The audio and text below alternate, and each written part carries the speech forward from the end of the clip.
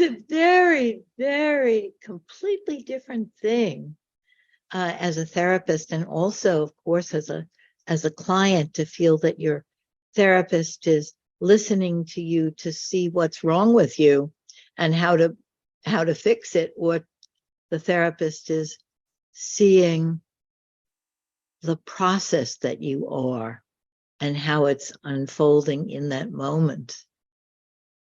You know, Lynn, what you're saying, I have many, many quotes here, and I would like to invite you to listen to it with our whole bodies.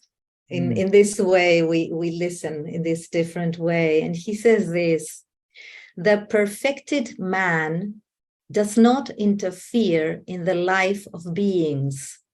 He does not impose himself on them, but he helps all beings to their freedom. And here he's quoting Lao Tse. Through his unity, he leads them to unity. He liberates their nature and their destiny. He releases Tao in them. Oh. And I find this is so enriching, because when we allow for this space to be created, where we really listen, where we really receive the person there. First of all, this is something that we all need.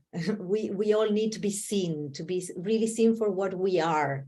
So when this happens, there's something that opens up, as if there's a kind of spark, because a person is seen and that they can allow themselves to be. So this is the type of interaction that I think and I believe Jan is speaking about, that it has to be, in somewhere he says that it has to be a different interaction to the interaction that happened when a stopped process happened. So when we are that different type of interaction, there's something, and those stopped processes there are allowed to move forward in so many different ways. Yes, yes. It's seeing that healing in the moment, rather than only looking at it over a span of time.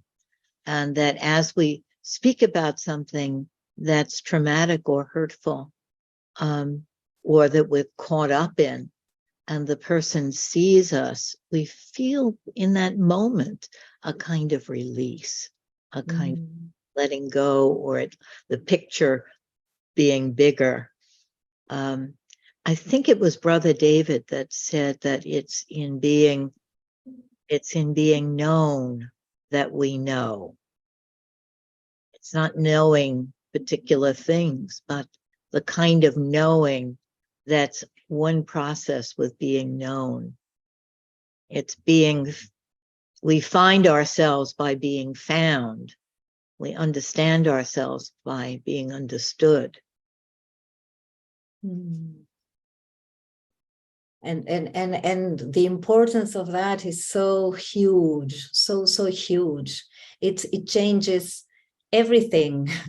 And there's a quote here from Martin Buber too, where he says, "I realize myself at the contact of thou. As I become I say thou." He says, all real living is meeting. And then he goes on to say this, that I found so important. No aim, no lust, and no anticipation intervene between I and thou. And this is what Lynn says about keeping nothing between. Desire itself is transformed as it plunges out of its dream into the appearance. Every means is an obstacle. Only when every means has collapsed does the meeting come about. Wow. I have to take that in. Only when every means has collapsed does the meeting come about.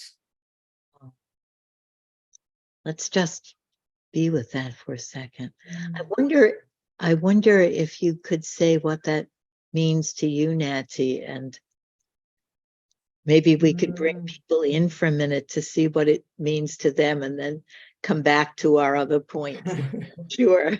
I'd love that. It's like when every means has collapsed, when I don't have an agenda, when I don't want to change anything, when I don't want to do anything specifically, and I can, of course, as Jean says in The Primacy of Human Presence, I can have all my theories, and the more the better, because I might need them and I might use them.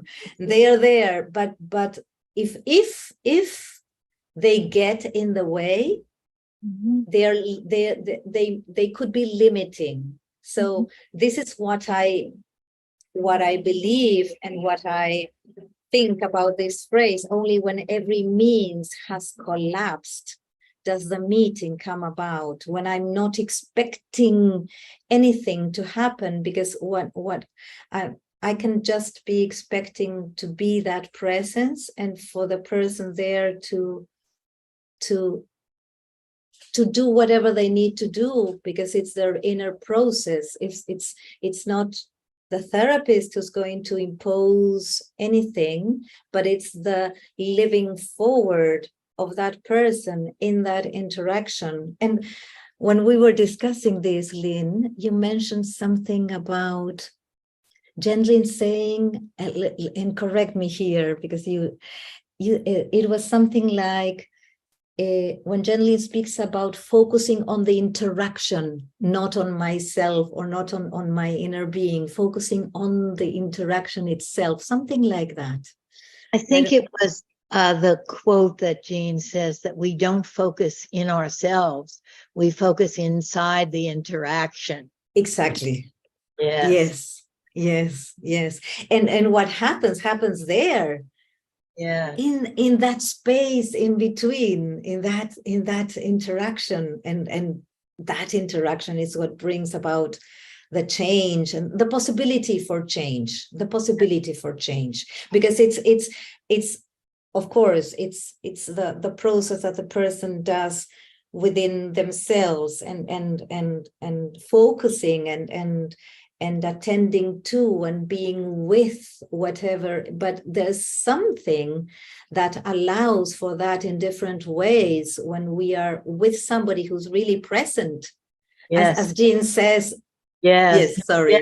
And there, right there again, the person isn't focusing within themselves.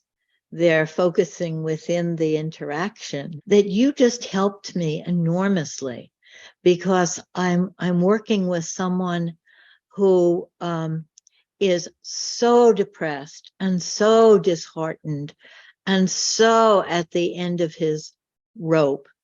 And some part of me feels like, I don't know, we've tried everything. and no avenue seems to help there in this time.